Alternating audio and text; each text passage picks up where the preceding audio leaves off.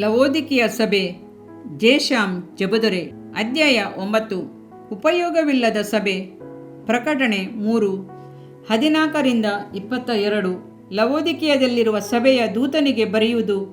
ನಂಬತಕ್ಕ ಸತ್ಯಸಾಕ್ಷಿಯು ದೇವರ ಸೃಷ್ಟಿಗೆ ಮೂಲನು ಆಗಿರುವಾತನು ಹೇಳುವುದೇನೆಂದರೆ, ನಿನ್ನ ಕಾರ್ಯಗಳನ್ನು ಬಲ್ಲೆನು. ನೀನು ತಣ್ಣಗೂ ಅಲ್ಲ ಬೆಚ್ಚಗೂ ಅಲ್ಲ. ನೀನು ತಣ್ಣಗಾಗಲಿ ಬೆಚ್ಚಗಾಗಲಿ ಇದ್ದರೆ ಒಳ್ಳೆಯದಾಗಿತ್ತು. ನೀನು ಬೆಚ್ಚಗೂ ಇಲ್ಲದೆ ತಣ್ಣಗೂ ಇಲ್ಲದೆ ಉಗುರು ಬೆಚ್ಚಗಿರುವುದರಿಂದ ನಿನ್ನನ್ನು ನನ್ನ ಬಾಯೊಳಗಿಂದ ಕಾರಿ ಬಿಡುವೆನು. ನೀನು ನನ್ನ ವಿಷಯದಲ್ಲಿ ನಾನು ಐಶ್ವರ್ಯವಂತನು, ಸಂಪನ್ನನು, ಒಂದರಲ್ಲಿಯೂ ಕೊರತೆ ಇಲ್ಲದವನು ಎಂದು ಹೇಳಿಕೊಳ್ಳುತ್ತಿ. ನೀನು ಐಶ್ವರ್ಯವಂತನಾಗುವಂತೆ ಬೆಂಕಿಯಲ್ಲಿ ಪುಟಕ್ಕೆ ಹಾಕಿದ ಚಿನ್ನವನ್ನು, ಲಜ್ಜಾಸ್ಪದವಾದ ನಿನ್ನ ಬೆತ್ತಲೆತನ ಕಾಣಿಸಿದಂತೆ ಹೊದ್ದುಕೊಳ್ಳುವುದಕ್ಕಾಗಿ ಬಿಳಿ ವಸ್ತ್ರಗಳನ್ನು ಕೊಡುವೆನು. ನಾನು ಯಾರನ್ನು ಪ್ರೀತಿಸುತ್ತೇನೋ ಅವರನ್ನು ಗದರಿಸುತ್ತೇನೆ, ಶಿಕ್ಷಿಸುತ್ತೇನೆ. ಇಗೋ, ಬಾಗಿಲಲ್ಲಿ ನಿಂತುಕೊಂಡು ತಟ್ಟುತ್ತಾ ಇದ್ದೇನೆ. ಯಾವನಾದರೂ ನನ್ನ ಶಬ್ದವನ್ನು ಕೇಳಿ ಬಾಗಿಲನ್ನು ತೆರೆದರೆ ನಾನು ಒಳಗೆ ಬಂದು ಅವನ ಸಂಗಡ ಊಟ ಮಾಡುವೆನು. ನಾನು ಜಯ ಹೊಂದಿ ತಂದೆಯೊಡನೆ ಸಿಂಹಾಸನದಲ್ಲಿ ಕುಳಿತುಕೊಂಡೆನು. ದೇವರ ಆತ್ಮನು ಸಭೆಗಳಿಗೆ ಹೇಳುವುದನ್ನು ಕಿವಿಯುಳ್ಳವನು ಕೇಳಲಿ. ಕಟ್ಟುವಿಕೆ. ಆಸ್ಯ ಸೀಮೆಯಲ್ಲಿರುವ 7 ಸಭೆಗಳಿಗೆ ಬರೆದ ಪತ್ರಗಳಲ್ಲಿ ಲವೋದಿಕೀಯ ಸಭೆಗೆ ಬರೆದ ಪತ್ರವು ಕೊನೆಯದು. ಲವೋದಿಕೀಯ ಸಭೆ ಎಂದರೆ ಜನಗಳ ನ್ಯಾಯ ತೀರ್ಪು ಎಂದರ್ಥ, ಪೀಪಲ್ಸ್ ಜಡ್ಜ್ಮೆಂಟ್. ಈ ಲವೋದಿಕೀಯ ಪಟ್ಟಣವು ಎಫೆಸ ಸಭೆಯ ದಕ್ಷಿಣಕ್ಕೆ ಸುಮಾರು 100 ಮೈಲುಗಳ ಅಂತರದಲ್ಲಿರುವುದು. 2 ದೊಡ್ಡ ಬೆಟ್ಟಗಳ ನಡುವೆ ಹರಿಯುವ ಲಿಕ್ಕಸ್ ನದಿಯ ಬಳಿಯಲ್ಲಿ ಈ ನಗರವು ಕಟ್ಟಲ್ಪಟ್ಟಿದೆ. 2ನೆಯ ಅಂತಿಯೋಕಸನು ಲವೋದಿಕೀಯ ನಗರವನ್ನು ಕಟ್ಟಿದನು. ತನ್ನ ಪತ್ನಿಯ ಹೆಸರನ್ನೇ ಇಟ್ಟಿದನು. ಅವಳ ಹೆಸರು ಲವೋದಿಕೀಯಳು. ಸಿರಿಯನ್ನರು ಯೆಹೂದ್ಯರುಗಳನ್ನು ತಂದು ಲವೋದಿಕೀಯದಲ್ಲಿ ತುಂಬಿದನು. 1ನೆಯ ಶತಮಾನದಲ್ಲಿ ಈ ಪಟ್ಟಣವು ಅಷ್ಟು ಹೆಸರುವಾಸಿಯದ್ದಾಗಿ ಕಾಣಲಿಲ್ಲ. ಕ್ರಿಸ್ತಪೂರ್ವ 2ನೇ ಶತಮಾನದಲ್ಲಿ ರೋಮ್ ಸರ್ಕಾರದ ಆಳ್ವಿಕೆಯಲ್ಲಿ ಉನ್ನತಿಗೆ ಬಂದಿತು. ಕುರಿಗಳು ಇಲ್ಲಿ ಹೆಚ್ಚಾಗಿರುವುದರಿಂದ ಇದರ ಉಣ್ಣೆಯಿಂದ ತಯಾರು ಮಾಡುವ ಬಟ್ಟೆಗಳನ್ನು ಮಾರಾಟ ಮಾಡುತ್ತಿದ್ದರಿಂದ ಇದಕ್ಕೆ ಬೇಡಿಕೆ ಹೆಚ್ಚಾಗಿರುವುದರಿಂದ ಈ ನಗರವು ಪ್ರಸಿದ್ಧಿಗೆ ಬಂತು. ಇತರ ದೇಶಗಳಿಗೂ ಇದನ್ನು ಕಳಿಸುತ್ತಿದ್ದರು. ಲೋಕದಲ್ಲಿಯೇ ಪ್ರಸಿದ್ಧಿಯಾದ ಕಣ್ಣಿನ ಔಷಧಿಯನ್ನು ತಯಾರಿಸುವ ವಿಶೇಷವಾದ ಕಂಪನಿಯು ಇಲ್ಲಿ ಇತ್ತು. ಅನೇಕ ದೊಡ್ಡ ದೊಡ್ಡ ಬ್ಯಾಂಕುಗಳು ಇಲ್ಲಿದ್ದವು. ಮೆನ್ಕಾರೋ ಎಂದು ಹೇಳಲ್ಪಟ್ಟ ದೇವಾಲಯದ ಪಕ್ಕದಲ್ಲಿ ಒಂದು ಮೆಡಿಕಲ್ ಕಾಲೇಜು ಇದ್ದುದರಿಂದ ಲವೋದಿಕೀಯ ನಗರವು ಇನ್ನೂ ಹೆಚ್ಚಾದ ಹೊಗಳಿಕೆಗೆ ಪಾತ್ರವಾಯಿತು. ರೋಮನ್ನರ ಆಳ್ವಿಕೆಯಲ್ಲಿ ಇದು ಇನ್ನೂ ಶ್ರೀಮಂತಿಕೆಯ ದೇಶವಾಗಿ ಪರಿಗಣಿಸಿತು. ಇದು ಇಡೀ ಆಸ್ಯ ಸೀಮೆಯಲ್ಲಿಯೇ ಹೆಸರುವಾಸಿಯಾದ ನಗರವೆನಿಸಿತು. ಕ್ರಿಸ್ತಶಕ 60ನೆಯ ಶತಮಾನದಲ್ಲಿ ಲವೋದಿಕೀಯ ನಗರವು ಭೂಕಂಪದಿಂದ ನಾಶವಾದಾಗ ರೋಮ್ ಸರ್ಕಾರದಿಂದ ಸಹಾಯವನ್ನು ಬಯಸದೆ ತಮ್ಮ ಸ್ವಂತ ಬಲದಿಂದ ತಾವೇ ತಿರುಗಿ ಆ ನಗರವನ್ನು ಕಟ್ಟಿದರು. 13ನೆಯ ಶತಮಾನದಲ್ಲಿ ತಿರುಗಿ ತುರ್ಕಿಯರಿಂದ ನಾಶಲ್ಪಟ್ಟಿತು. ಅದಾದ ನಂತರ ಕಟ್ಟಲ್ಪಡಲಿಲ್ಲ. ಅದಕ್ಕೆ ಬದಲಾಗಿ ನಾಶ ಮಾಡಲ್ಪಟ್ಟ ಸ್ಥಳದಲ್ಲಿ ಒಂದು ಹೊಸ ನಗರವು ಡೆನ್ಸಿಲ್ ಎಂಬ ಹೆಸರಿನಲ್ಲಿ ಕಟ್ಟಲ್ಪಟ್ಟಿದೆ. ಪಾಳು ಬಿದ್ದಿದ್ದ ಲವೋದಿಕೀಯ ತಿರುಗಿ ಕಟ್ಟಲ್ಪಡಲಿಲ್ಲ. ನಂತರ ಎಸ್ಕಿಸರ್ ಎಂಬ ತುರ್ಕಿಯ ಹೆಸರನ್ನು ಹೊಂದಿದ ಹಳೆಯ ಅರಮನೆಯೊಂದು ಕಟ್ಟಲ್ಪಟ್ಟಿತು. ರೋಮನ್ನರ 2 ನಾಟಕ ಶಾಲೆಗಳು ಹಾಗೂ ಆಟದ ಮೈದಾನವು ಅಲ್ಲಿ ಇದ್ದಿತ್ತು. ನಗರದ ನೀರಿನ ಕಾಲುವೆಗಳು, ಕ್ರೈಸ್ತ ದೇವಾಲಯಗಳು ಅಲ್ಲಿದ್ದವು. ಬೆಟ್ಟದ ಮೇಲೆ ಬಿಸಿ ನೀರಿನ ಕೊಳಗಳು ಇದ್ದವು. ಗದರಿಕೆ. ಯೆಹೋವನು ಲವೋದಿಕೀಯ ಸಭೆಯವರಿಗೆ ಬರೆದ ಪತ್ರದ ಮೂಲಕವಾಗಿ ಲವೋದಿಕೀಯದ ಚರಿತ್ರೆಯು, ಅದರ ಐಶ್ವರ್ಯವು, ಹೊಗಳಿಕೆಯು, ಅಲ್ಲಿ ತಯಾರಾದ ವಸ್ತುಗಳು ಇವುಗಳ ಕುರಿತು ತಿಳಿದುಕೊಳ್ಳಬಹುದು. ಇಲ್ಲಿಯ ಶ್ರೀಮಂತಿಕೆಯಿಂದ ಅಲ್ಲಿನ ಜನರು ಸಂತೃಪ್ತಿಯಿಂದ ಜೀವಿಸುತ್ತಿದ್ದರು. ಸಭೆಯ ಸ್ಥಿತಿಯನ್ನು ತಿಳಿದಿದ್ದ ಯೇಸು ಆ ಸಭೆಗೆ ತನ್ನನ್ನು ನಂಬಿಗಸ್ತನು, ಸತ್ಯ ಸಾಕ್ಷಿಯು, ದೇವರ ಸೃಷ್ಟಿಗೆ ಆದಿಯೂ ಆಗಿರುವ ಆಮೆನ್ ಎಂಬಾತನು ಎಂದು ಪರಿಚಯಿಸಿಕೊಳ್ಳುತ್ತಾನೆ. ಈ ಶ್ರೇಷ್ಠವಾದ ಮಾತುಗಳು ಕ್ರಿಸ್ತನ ಗುಣಗಳನ್ನು ಎತ್ತಿ ತೋರಿಸುವುದು. ಆತನು ಸತ್ಯವಂತನು, ಆತನಲ್ಲಿ ನೀತಿ ಇದೆ, ಸತ್ಯವಿದೆ. ಆದುದರಿಂದ ಮನುಷ್ಯನ ಅಂತರಂಗ ಆತನಿಗೆ ತಿಳಿದಿದೆ. ಆತನು ಎಲ್ಲವನ್ನು ಪರಿಶೋಧಿಸಿ ತಿಳುಕೊಳ್ಳುತ್ತಾನೆ. ಲವೋದಿಕೀಯ ಎಂದರೆ ಜನಗಳ ನ್ಯಾಯ ತೀರ್ಪು ಎಂದು ತಿಳಿದೆವು. ಆದುದರಿಂದ ನ್ಯಾಯ ತೀರ್ಪಿನಲ್ಲಿ ಅವನು ಸತ್ಯವನ್ನೇ ಆಡುತ್ತಾನೆ. ಲವೋದಿಕೀಯ ಸಭೆಯವರ ಸ್ಥಿತಿಯು ನ್ಯಾಯ ತೀರ್ಪಿಗೆ ಗುರಿಯಾಗಿತ್ತು. ಆತನೇ ನಮ್ಮ ಸೃಷ್ಟಿಕರ್ತನು. ಆತ್ಮೀಯ ಜೀವಿತದಲ್ಲಿ ಶಕ್ತಿ ಇಲ್ಲದೆ ಜೀವಿಸಿದಂಥ ಆ ಸಭೆಯವರಿಗೆ ಯೇಸುವಿನಿಂದ ಹೊಸ ಹೃದಯವನ್ನು ಸೃಷ್ಟಿಸಲು ಸಾಧ್ಯವಿತ್ತು. ತಮ್ಮನ್ನು ತಾವೇ ವಂಚಿಸಿಕೊಳ್ಳುತ್ತಿದ್ದ ಆ ಸಭೆಗೆ ಕ್ರಿಸ್ತನು ತನ್ನನ್ನು ತಾನು ನೀತಿವಂತನು, ಸತ್ಯವಂತನು ಎಂದು ವರ್ಣಿಸಿದನು ಮತ್ತು ಈ ವಾಕ್ಯವನ್ನು ದೃಢಪಡಿಸಿದನು. ನೀನು ತಣ್ಣಗೂ ಅಲ್ಲ, ಬೆಚ್ಚಗೂ ಅಲ್ಲ. ತಣ್ಣಗಾಗಲಿ ಬೆಚ್ಚಗಾಗಲಿ ಇದ್ದರೆ ಚೆನ್ನಾಗಿತ್ತು. ನೀನು ತಣ್ಣಗೂ ಅಲ್ಲ, ಬೆಚ್ಚಗೂ ಅಲ್ಲ, ತಣ್ಣಗಾಗಲಿ ಬೆಚ್ಚಗಾಗಲಿ ಇದ್ದರೆ ಚೆನ್ನಾಗಿತ್ತು ಎಂದು ಲವೋದಿಕೀಯದವರ ಆತ್ಮಿಕ ಸ್ಥಿತಿಯನ್ನು ಎತ್ತಿ ತೋರಿಸುತ್ತಾನೆ. ಉಗುರು ಬೆಚ್ಚಗಿನ ಸ್ಥಿತಿಯನ್ನು ಲವೋದಿಕೀಯ ಸಭೆಯವರು ಅರಿತಲಿಲ್ಲ. ಈ ಉಗುರು ಬೆಚ್ಚಗಿನ ಸ್ಥಿತಿಯು ಬಹಳ ಆಪತ್ತಾದದು. ಏಕೆಂದರೆ ಈ ಸ್ಥಿತಿಯು ಯಾವಾಗಲೂ ತಣ್ಣಗಿರುವ ಸ್ಥಿತಿಯನ್ನೇ ತೋರಿಸುತ್ತದೆ ಹೊರತು ಉರಿಯುವುದಿಲ್ಲ, ಪ್ರಕಾಶಿಸುವುದೂ ಇಲ್ಲ. ಉಗುರು ಬೆಚ್ಚಗಿನ ಸ್ಥಿತಿಯಲ್ಲಿ ಕ್ರೈಸ್ತರು ಜಯದ ಜೀವಿತವನ್ನು ಜೀವಿಸಲು ಸಾಧ್ಯವಿಲ್ಲ. 7 ಸಭೆಗಳಿಗೆ ಕೊಡಲ್ಪಟ್ಟ ಈ ಸುದ್ದಿಯು ಚರಿತ್ರೆಯಲ್ಲಿ ನಡೆದ ಅನೇಕ ವಿಷಯಗಳನ್ನು ನಮಗೆ ಎತ್ತಿ ತೋರಿಸುತ್ತದೆ. ಈ ಮೂಲಕ ಈ 7ನೆಯ ಸುದ್ದಿಯು ಕೊನೆಯಲ್ಲಿ ನಡೆಯುವ ಸಭೆಯ ಸ್ಥಿತಿಗತಿಗಳನ್ನು ಪ್ರತಿಫಲಿಸುವುದು. ಲವೋದಿಕೀಯ ಎಂದರೆ ನ್ಯಾಯ ತೀರ್ಪನ್ನು ಸಂಧಿಸುವ ಮಕ್ಕಳು ಎಂದು ತಿಳಿದುಕೊಳ್ಳುತ್ತೇವೆ. ನಾವು ಸಹ ನ್ಯಾಯ ತೀರ್ಪನ್ನು ಎದುರಿಸಬೇಕಾದ ಸ್ಥಿತಿಯಲ್ಲಿದ್ದೇವೆ ಎಂದು ತಿಳಿಸುವಂಥದ್ದಾಗಿದೆ. ಆದುದರಿಂದ ಇತರ ಆತ್ಮಗಳನ್ನು ನ್ಯಾಯ ತೀರ್ಪಿನ ದಿನಕ್ಕಾಗಿ ಸಿದ್ಧಪಡಿಸಬೇಕು. ಲವೋದಿಕೀಯ ಸಭೆಯ ಸ್ಥಿತಿಯು ಕೊನೆಯಲ್ಲಿ ಅಂತ್ಯ ದಿನಗಳಲ್ಲಿ ಜೀವಿಸುವ ಜನಾಂಗಗಳಿಗೆ ತಿಳಿಸುವಂತ ಎಚ್ಚರಿಕೆಯಾಗಿದೆ. ನಾವು ನಮ್ಮ ಸ್ಥಿತಿಗಳನ್ನು ಪರೀಕ್ಷಿಸಿಕೊಳ್ಳುವ ಸಮಯ ಇದಾಗಿದೆ. ನ್ಯಾಯ ತೀರ್ಪು ಯೇಸುವಿನ 2ನೆಯ ಬರೋಣದಲ್ಲಿ ನಡೆಯುವುದು. ತನ್ನನ್ನು ಕ್ರೈಸ್ತನೆಂದು ಹೇಳಿಕೊಳ್ಳುವ ಎಲ್ಲರಿಗೂ ಈ ಲವೋದಿಕೀಯ ಕೊಟ್ಟಂತ ವಿಷಯಗಳು ಸ್ವಂತವಾದವುಗಳು. ಸತ್ಯದಲ್ಲಿಯೂ ಕ್ರೈಸ್ತ ಜೀವಿತದಲ್ಲಿಯೂ ಸಂತೃಪ್ತಿಯಿಂದ ಜೀವಿಸುವ ಪ್ರತಿಯೊಬ್ಬ ಕ್ರೈಸ್ತನಿಗೂ ಇದು ಅತಿ ಅವಶ್ಯವಾಗಿದೆ. ಇಬ್ಬಾಯಿ ಕತ್ತಿಯ ಹಾಗೆ ಈ ವಿಷಯಗಳು ನಮ್ಮನ್ನು ಎಚ್ಚರಿಸುತ್ತವೆ. ನಿತ್ಯ ಜೀವವನ್ನು ಹೊಂದಿಕೊಳ್ಳಲು ಅಪೇಕ್ಷಿಸುವ ದೇವರ ಮಕ್ಕಳೆಲ್ಲರಿಗೂ ಅಗತ್ಯವಾದುದು. ನಂಬಿಕೆಯು ವಿಧೇಯತ್ವವು ಅವಶ್ಯವೆಂಬುದು ತಿಳಿದು ಬರುತ್ತದೆ. ಲೋಕದ ಮಕ್ಕಳೆಲ್ಲರಿಗೂ ಇದು ಎಚ್ಚರಿಕೆಯ ಮಾತುಗಳಾಗಿವೆ. ಅನೇಕ ಸಮಯಗಳಲ್ಲಿ ನಾವು ಬಡವರ ವಿಷಯದಲ್ಲಿ ಅಲಕ್ಷ್ಯ ಭಾವ ಉಳ್ಳವರಾಗಿರುತ್ತೇವೆ. ಹಾಗೆಯೇ ಐಶ್ವರ್ಯವಂತರ ವಿಷಯದಲ್ಲಿಯೂ ನಾವು ಯೋಚಿಸಬೇಕು. ಯೇಸು ಕ್ರಿಸ್ತನು ಕೂಡ ರಕ್ಷಣೆಯ ವಿಷಯದಲ್ಲಿ ಐಶ್ವರ್ಯವಂತನ ಬಳಿಯಲ್ಲಿ ಮಾತನಾಡಿದನು. ಆ ಐಶ್ವರ್ಯವಂತನು ಕೂಡ ನಾನು ನಿತ್ಯ ಜೀವಕ್ಕೆ ಬಾಧ್ಯನಾಗಬೇಕಾದರೆ ಏನು ಮಾಡಬೇಕೆಂದು ಕ್ರಿಸ್ತನ ಬಳಿ ಕೇಳಿದನು. ನಿತ್ಯ ಜೀವವನ್ನು ಕುರಿತು ಚಿಂತಿಸದೆ ಇರುವ ಎಷ್ಟೋ ದೊಡ್ಡ ಮನುಷ್ಯನು ಈ ಜಗತ್ತಿನಲ್ಲಿದ್ದಾರೆ. ಉಗುರು ಬೆಚ್ಚಗಿನ ಸ್ಥಿತಿಯು ಅಪಾಯಕಾರಿಯಾದುದು. ಒಂದು ತಣ್ಣಗಿರಬೇಕು, ಇಲ್ಲವೇ ಬೆಚ್ಚಗಾದರೂ ಇರಬೇಕು. ಹೀಗಿದ್ದರೆ ದೇವರ ಆತ್ಮನು ನಮ್ಮನ್ನು ಆವರಿಸಿ ಅನೇಕ ಸ್ಥಿತಿಯನ್ನು ನಮಗೆ ತಿಳಿಯಪಡಿಸುತ್ತಾನೆ. ಒಂದು ಬೆಚ್ಚಗಿರಬೇಕು, ಆದಿಯಲ್ಲಿದ್ದ ಪ್ರೀತಿಯನ್ನು ತಿಳಿದು ದೇವರ ಕಡೆಗೆ ತಿರುಗಿಕೋ. ಆಗ ನಾವು ಸಂತೋಷದಿಂದ ದೇವರನ್ನು ಸ್ತುತಿಸುವವರಾಗಿರುತ್ತೇವೆ.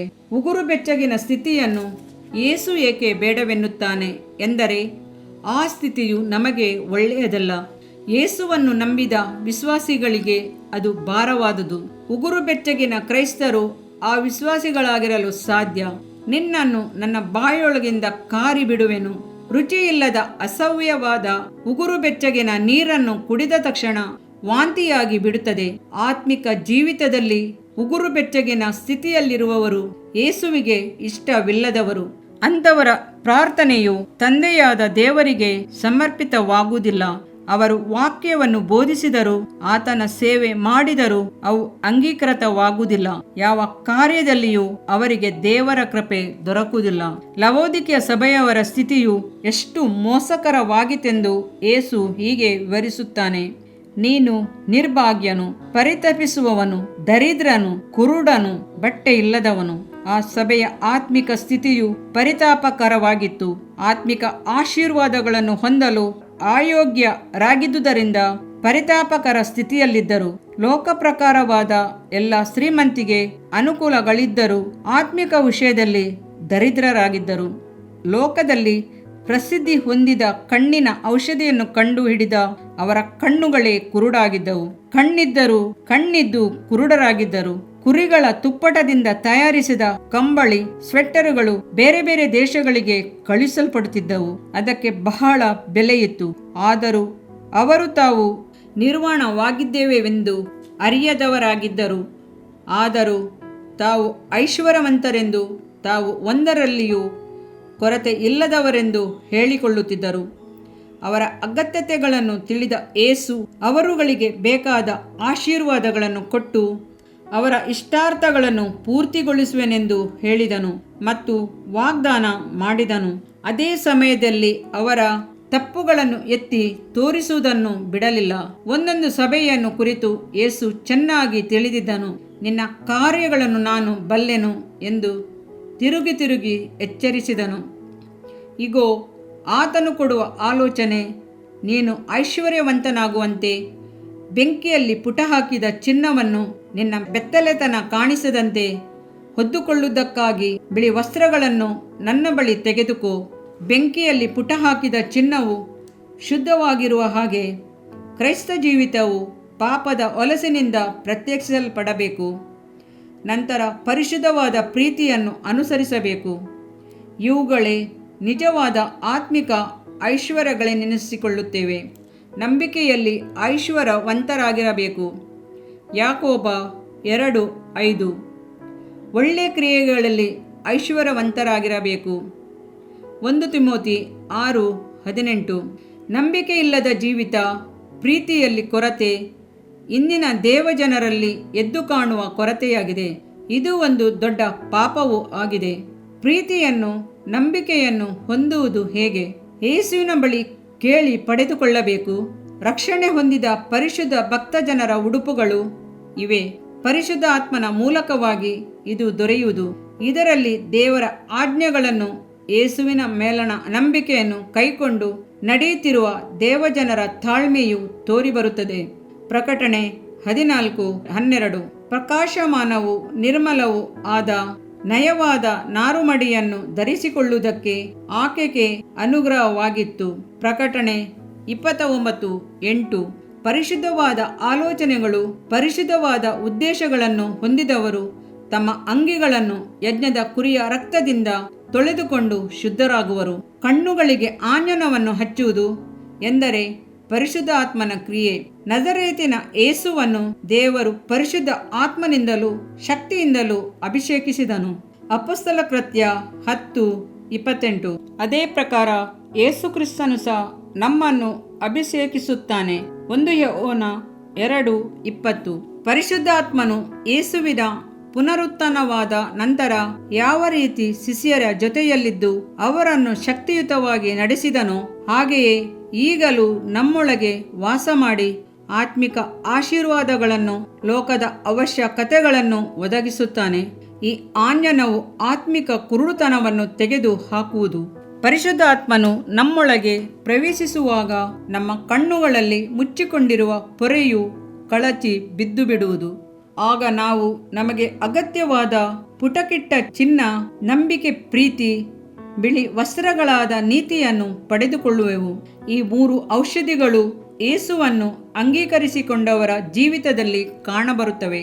ಬಾಯಾರಿದವನು ಬರಲಿ, ಹಣವಿಲ್ಲದವನು ಸಹ ಬರಲಿ, ಕ್ರಯವಿಲ್ಲದೆ ಕೊಂಡುಕೊಳ್ಳಲಿ.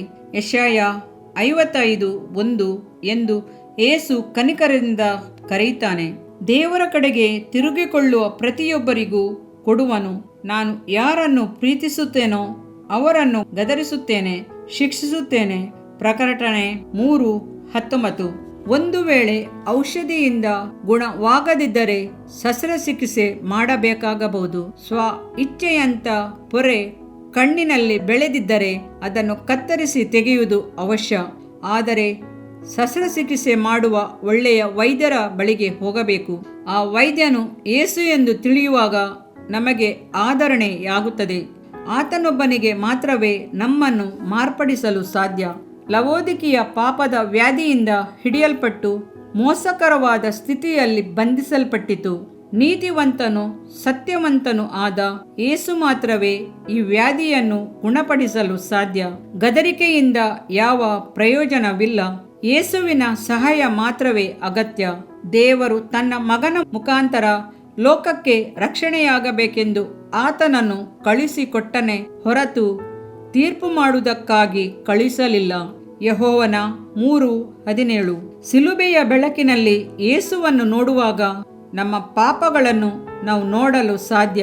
ಪರಿಶುದ್ಧಾತ್ಮನು ನಮ್ಮ ಪಾಪಗಳನ್ನು ನಮಗೆ ತಿಳಿಸಿ ನಮ್ಮ ಮನಸ್ಸು ದೇವರ ಕಡೆಗೆ ತಿರುಗಿಕೊಳ್ಳುವಂತೆ ಮಾಡುತ್ತಾನೆ.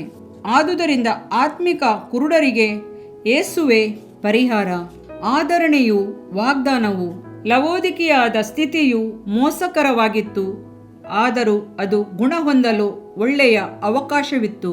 ಪ್ರಕಟಣೆ 3:18 ಹೇಳುವ ಪ್ರಕಾರ, ಯೇಸು ನೀನು ಐಶ್ವರ್ಯವಂತನಾಗುವಂತೆ ಬೆಂಕಿಯಲ್ಲಿ ಪುಟಕ್ಕೆ ಹಾಕಿದ ಚಿನ್ನವನ್ನು, ಲಜ್ಜಾಸ್ಪದವಾದ ನಿನ್ನ ಬೆತ್ತಲೆತನ ಕಾಣಿಸದಂತೆ ಹೊದ್ದುಕೊಳ್ಳುವುದಕ್ಕಾಗಿ ಬಿಳಿ ವಸ್ತ್ರವನ್ನು ಕಣ್ಣು ಕಾಣುವಂತೆ ನಿನ್ನ ಕಣ್ಣುಗಳಿಗೆ ಹಚ್ಚುವುದಕ್ಕಾಗಿ ಆಂಜನವನ್ನು ನನ್ನಿಂದ ಕೊಂಡುಕೊಳ್ಳಬೇಕೆಂದು ನಿನಗೆ ಬುದ್ಧಿ ಹೇಳುತ್ತೇನೆ.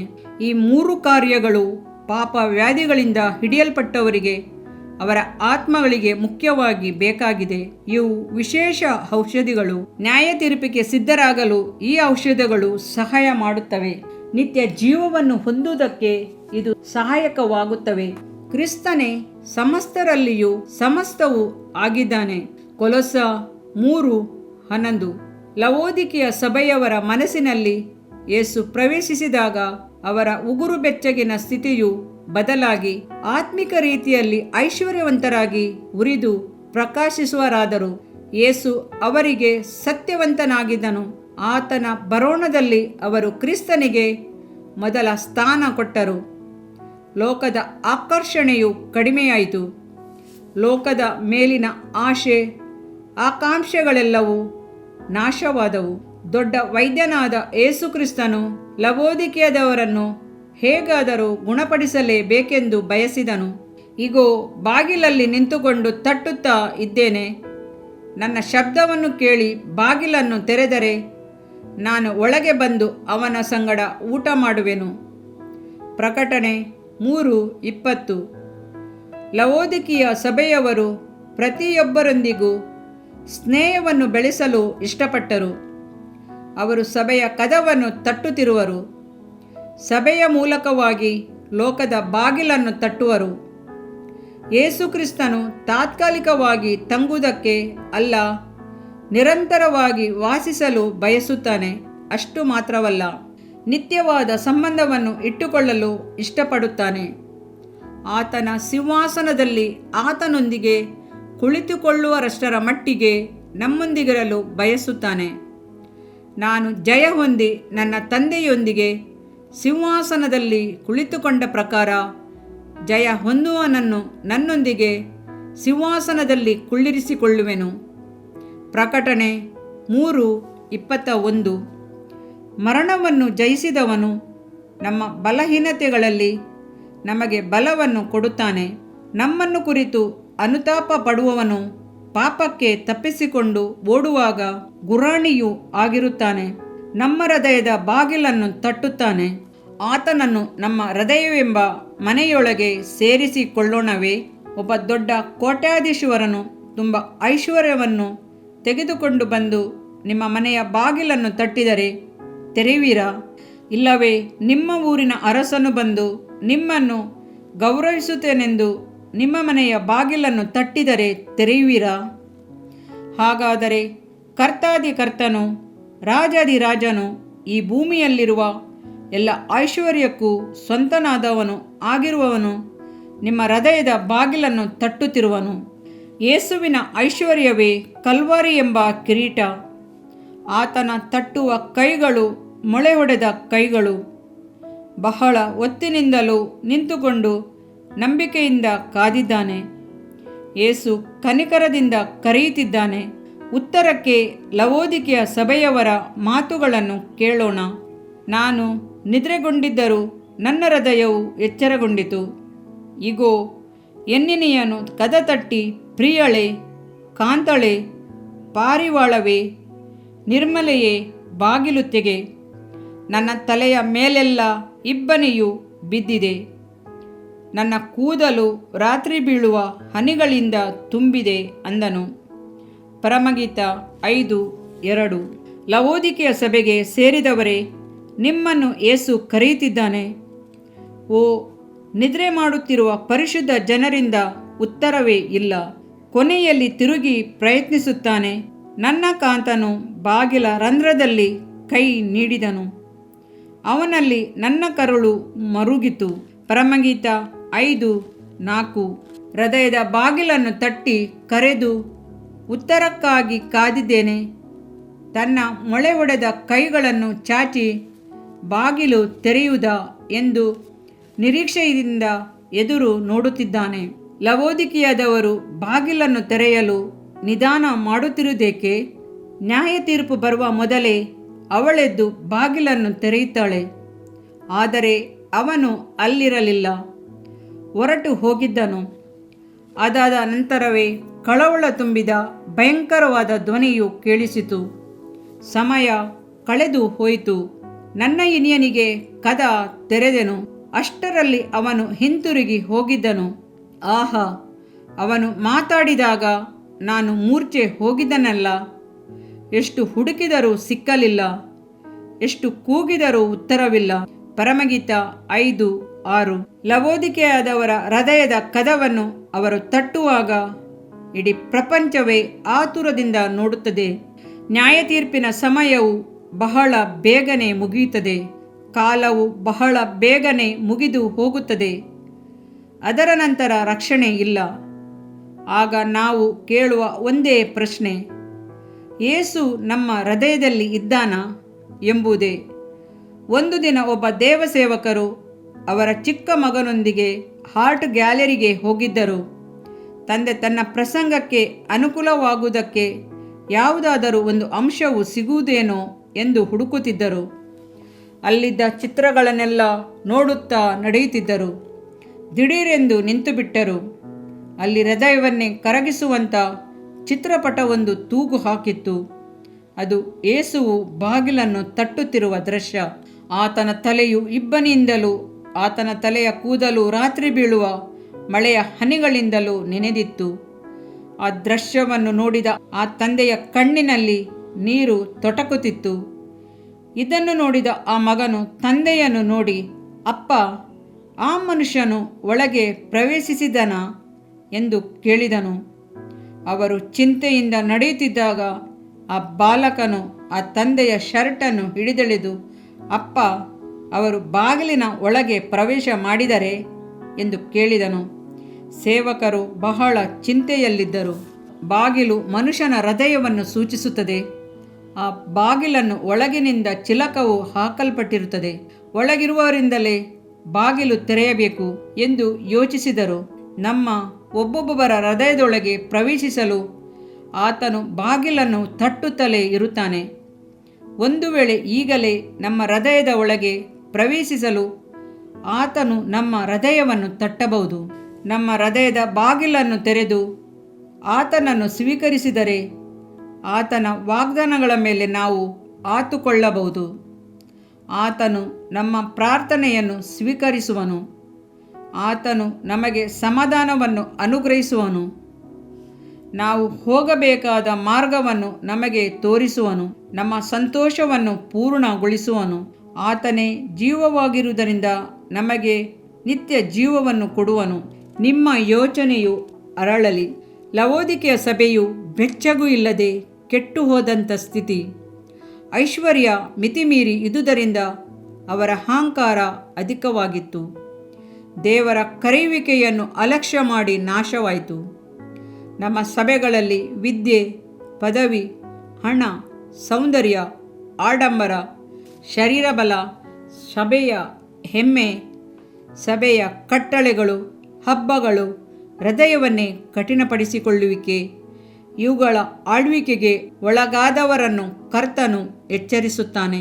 ಕೆಟ್ಟ ಸ್ಥಿತಿ, ಸ್ವನೀತಿ, ತಮ್ಮಲ್ಲಿಯೇ ತೃಪ್ತಿ ಪಟ್ಟುಕೊಳ್ಳುವುದು ಬಹಳ ಆಪತ್ತಾದುದು. ಇಷ್ಟೇ ಸಾಕು ಎಂಬ ಅವರ ಭಕ್ತಿಯು ಒಳ್ಳೆಯದಲ್ಲ.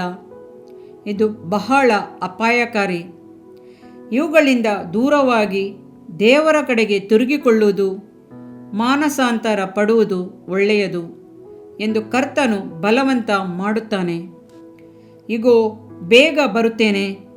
ನಾನು ಪ್ರತಿಯೊಬ್ಬನಿಗೆ ಅವನವನ ನಡತೆಯ ಪ್ರಕಾರ ಕೊಡತಕ್ಕ ಪ್ರತಿಫಲವು ನನ್ನ ಕೈಯಲ್ಲಿ ಅದೆ. ಪ್ರಕಟಣೆ 22:12. ಕರ್ತನಾದ ಯೇಸುಕ್ರಿಸ್ತನ ಕೃಪೆಯೂ ಆಶೀರ್ವಾದವು ನಿಮ್ಮೊಂದಿಗಿರಲಿ. ಆಮೆನ್. ಇದರಿಂದ ನಿನ್ನ ದೇಹಕ್ಕೆ ಆರೋಗ್ಯವು, ಎಲುಬುಗಳಿಗೆ ಸಾರವು ಉಂಟಾಗುವವು. ಜ್ಞಾನೋಕ್ತಿಗಳು 3ನೇ ಅಧ್ಯಾಯ 8ನೇ ವಾಕ್ಯ. ಪ್ರಿಯ ವೀಕ್ಷಕರೇ ಮತ್ತು ಕರ್ತನಲ್ಲಿ ಸಹೋದರ ಸಹೋದರಿಯರೇ, ನೀವು ನಮ್ಮ ಈ ಕಾರ್ಯಕ್ರಮವನ್ನ ವೀಕ್ಷಿಸಿದ್ದಕ್ಕಾಗಿ ದೇವರ ನಾಮದಲ್ಲಿ ನಿಮಗೆ ವಂದನೆಗಳು. ದೇವರ ವಾಕ್ಯವು ನಮ್ಮ ಎಲುಬಿಗೆ ಬಲವು, ಸಾರವೂ ಆಗಿದೆ ಎಂದು ಸತ್ಯವೇದವು ಹೇಳುವಂತೆ ಈ ಕಾರ್ಯಕ್ರಮವು ನಿಮಗೆ ಆಶೀರ್ವಾದಕರವಾಗಿದೆ ಎಂದು ನಂಬುತ್ತೇವೆ. ಪ್ರಿಯ ವೀಕ್ಷಕರೇ, ನಮ್ಮ ಈ ಸೇವೆಗಾಗಿ ಪ್ರಾರ್ಥಿಸಿರಿ ಮತ್ತು ಎಲ್ಲಾ ಕಾರ್ಯಕ್ರಮಗಳನ್ನ ಇತರರೊಂದಿಗೆ ಶೇರ್ ಮಾಡಿರಿ. ಅದೇ ರೀತಿಯಾಗಿ ನಮ್ಮ ಈ ಯೂಟ್ಯೂಬ್ ಚಾನೆಲ್ ಅನ್ನು ಸಬ್ಸ್ಕ್ರೈಬ್ ಮಾಡಿರಿ ಹಾಗೂ ಲೈಕ್ ಮಾಡಿ. ನಿಮ್ಮ ಅನಿಸಿಕೆಗಳನ್ನು ಕಮೆಂಟ್ ಬಾಕ್ಸ್ನಲ್ಲಿ ನಮಗೆ ತಿಳಿಯಪಡಿಸಿ. ನಮ್ಮ ಸಂಖ್ಯೆ 7022104605. ಈ ಸಂಖ್ಯೆಗೆ ಕರೆ ಮಾಡಿರಿ. ಒಬ್ಬ ಪಾಪಿಯ ಪ್ರಾರ್ಥನೆ. ಯೇಸುವನ್ನು ರಕ್ಷಕನಾಗಿ ಅಂಗೀಕರಿಸಲು ಮಾಡಬೇಕಾದ ಪ್ರಾರ್ಥನೆ. ಪ್ರಿಯ ಪರಲೋಕದ ತಂದೆಯೇ, ಯೇಸುವಿನ ಹೆಸರಿನಲ್ಲಿ ನಾನು ನಿನ್ನ ಬಳಿಗೆ ಬಂದಿದ್ದೇನೆ. ನನ್ನ ಬಳಿಗೆ ಬರುವವರನ್ನು ನಾನು ತಳ್ಳಿಬಿಡುವುದೇ ಇಲ್ಲ. ಯೋಹಾನ 6:37 ಎಂದು ನಿನ್ನ ವಾಕ್ಯ ಹೇಳುತ್ತದಲ್ಲ. ಆದ್ದರಿಂದ ನೀನು ನನ್ನನ್ನು ತಳ್ಳಿಬಿಡದೆ ನನ್ನನ್ನು ಸೇರಿಸಿಕೊಳ್ಳುವಿ ಎಂದು ನನಗೆ ಗೊತ್ತಿದೆ. ಆದ್ದರಿಂದ ನಾನು ನಿನಗೆ ಸ್ತೋತ್ರ ಮಾಡುತ್ತೇನೆ. ನೀನು ನಿನ್ನ ವಾಕ್ಯದಲ್ಲಿ ನೀನು ಯೇಸುವನ್ನೇ ಕರ್ತನೆಂದು ಬಾಯಿಂದ ಅರಿಕೆ ಮಾಡಿಕೊಂಡು ದೇವರು ಆತನನ್ನು ಸತ್ತವರೊಳಗಿಂದ ಎಬ್ಬಿಸಿದನೆಂದು ಹೃದಯದಿಂದ ನಂಬಿದರೆ ನಿನಗೆ ರಕ್ಷಣೆಯಾಗುವುದು ಎಂತಲೂ, ಕರ್ತನ ನಾಮವನ್ನ ಹೇಳಿಕೊಳ್ಳುವವರೆಲ್ಲರಿಗೆ ರಕ್ಷಣೆಯಾಗುವುದೆಂತಲೂ ಬರೆದಿದೆ. ರೋಮ 10:9-13ನೇ ವಾಕ್ಯ. ಯೇಸುಕ್ರಿಸ್ತನು ದೇವಕುಮಾರನೆಂದು ನನ್ನ ಹೃದಯದಲ್ಲಿ ನಂಬುತ್ತೇನೆ. ನನ್ನನ್ನು ನೀತಿವಂತನನ್ನಾಗಿ ಮಾಡುವುದಕ್ಕಾಗಿ ಆತನು ಸತ್ತವರೊಳಗಿಂದ ಎಬ್ಬಿಸಲ್ಪಟ್ಟನು ಎಂದು ನಂಬುತ್ತೇನೆ. ನಾನು ಆತನ ನಾಮವನ್ನ ಹೇಳಿಕೊಳ್ಳುತ್ತೇನೆ. ಯೇಸುವೇ, ನೀನೇ ಕರ್ತನು. ತಂದೆಯೇ, ನೀನು ನನ್ನನ್ನು ರಕ್ಷಿಸಿದಿ ಎಂದು ನಾನು ನಂಬುತ್ತೇನೆ. ನಿನ್ನ ವಾಕ್ಯವು ಹೇಳುತ್ತದೆ, ಮನುಷ್ಯನು ಹೃದಯದಿಂದ ನಂಬುವುದರ ಮೂಲಕ ನೀತಿಯು ದೊರಕುತ್ತದೆ, ಬಾಯಿಂದ ಅರಿಕೆ ಮಾಡುವುದರ ಮೂಲಕ ರಕ್ಷಣೆಯಾಗುತ್ತದೆ. ರೋಮ 10:10. ನಾನೀಗ ನನ್ನ ಹೃದಯದಲ್ಲಿ ನಂಬುತ್ತೇನೆ ಹಾಗೂ ಯೇಸುವೇ ನನ್ನ ಕರ್ತನೆಂದು ಅರಿಕೆ ಮಾಡುತ್ತೇನೆ. ಆದುದರಿಂದ ನಾನೀಗ ರಕ್ಷಣೆ ಹೊಂದಿದ್ದೇನೆ. ಅಪ್ಪಾ ತಂದೆಯೇ, ನಿನಗೆ ಸ್ತೋತ್ರ. ಲೂಕನು ಬರೆದ ಸುವಾರ್ತೆ 11ನೇ ಅಧ್ಯಾಯದಲ್ಲಿ ಬರೆದಿರುವಂತೆ, ನಿಮ್ಮಲ್ಲಿ ತಂದೆಯಾದವನು ಮೀನನ್ನು ಕೇಳುವ ಮಗನಿಗೆ ಮೀನು ಕೊಡದೆ ಹಾವನ್ನು ಕೊಡುವನೆ? ಅಥವಾ ತತ್ತಿಯನ್ನು ಕೇಳಿದರೆ ಚೇಳನ್ನು ಕೊಡುವನೆ? ಹಾಗಾದರೆ ಕೆಟ್ಟವರಾದ ನೀವು ನಿಮ್ಮ ಮಕ್ಕಳಿಗೆ ಒಳ್ಳೆ ಪದಾರ್ಥಗಳನ್ನ ಕೊಡಬಲ್ಲವರಾದರೆ ಪರಲೋಕದಲ್ಲಿರುವ ನಿಮ್ಮ ತಂದೆಯು ತನ್ನನ್ನು ಬೇಡಿಕೊಳ್ಳುವವರಿಗೆ ಎಷ್ಟೋ ಹೆಚ್ಚಾಗಿ ಪವಿತ್ರಾತ್ಮ ವರವನ್ನ ಕೊಡುವವನಲ್ಲವೇ ಅಂದನು. ತಂದೆಯೇ, ನೀನು ಕೇಳಿಕೊಳ್ಳುವವರಿಗೆ ಪವಿತ್ರಾತ್ಮನ ವರವನ್ನು ಹೇರಳವಾಗಿ ಕೊಡುವಾತನಾಗಿದ್ದಿ. ಆದ್ದರಿಂದ ನನ್ನ ಮೇಲೆಯೂ ನಿನ್ನ ಆತ್ಮನನ್ನು ಸುರಿಸಬೇಕಾಗಿ ಬೇಡಿಕೊಳ್ಳುತ್ತೇನೆ. ಕೀರ್ತನೆ 81:10 ಬರೆದಿದೆ, ಅಗಲವಾಗಿ ಬಾಯಿದೆರೆಯಿರಿ, ಅದನ್ನು ತುಂಬಿಸುವೆನು. ಕರ್ತನೇ, ನನ್ನನ್ನು ಪವಿತ್ರಾತ್ಮನಿಂದ ತುಂಬಿದಂತ ನೀನು ನನ್ನನ್ನು ಅನ್ಯ ಭಾಷೆಯ ವರದಿಂದಲೂ ತುಂಬುವವನಾಗಿದ್ದಿ ಎಂದು ನಂಬುತ್ತೇನೆ. ಅದರಂತೆ ನಾನು ನನ್ನ ಬಾಯಿಯನ್ನು ತೆರೆದು ನಿನ್ನ ಸ್ತೋತ್ರ ಮಾಡುವಾಗ ಅನ್ಯ ಭಾಷೆಯ ಅಭಿಷೇಕದಿಂದ ನನ್ನನ್ನು ತುಂಬುವವನಾಗಿದ್ದಿ ಎಂದು ನಂಬುತ್ತೇನೆ. ಈಗ ನೀವು ನಿಮ್ಮ ಬಾಯಿಯನ್ನು ತೆರೆದು ಮಾತನಾಡುವಾಗ ಪವಿತ್ರಾತ್ಮನು ನಿಮ್ಮ ಬಾಯಿಯನ್ನು ತನ್ನ ಭಾಷೆಯಿಂದ ತುಂಬುವವನಾಗಿದ್ದಾನೆ. ಇದು ದೇವರ ಭಾಷೆಯಾಗಿದೆ. ಈ ಅಭಿಷೇಕವನ್ನ ಹೊಂದಿಕೊಳ್ಳಲು ನೀವು ನಿಮ್ಮ ಸ್ವರವನ್ನ ಉಪಯೋಗಿಸಬೇಕು. ಅದರಿಂದ ನೀವು ನಿಮ್ಮ ಬಾಯನ್ನು ತೆರೆದು ದೇವರಿಗೆ ಸ್ತೋತ್ರ ಮಾಡುವಾಗ ದೇವರು ನಿಮ್ಮನ್ನು ಅನ್ಯ ಭಾಷೆಯ ವರದಿಂದ ತುಂಬುವವನಾಗಿದ್ದಾನೆ. ಪ್ರಿಯರೇ, ಈಗ ನೀವು ಪವಿತ್ರಾತ್ಮನಿಂದ ತುಂಬಲ್ಪಟ್ಟ ಆತನ ಪ್ರಿಯ ಮಕ್ಕಳಾಗಿದ್ದೀರಿ. ದೇವರ ನಾಮಕ್ಕೆ ಸ್ತೋತ್ರವಾಗಲಿ.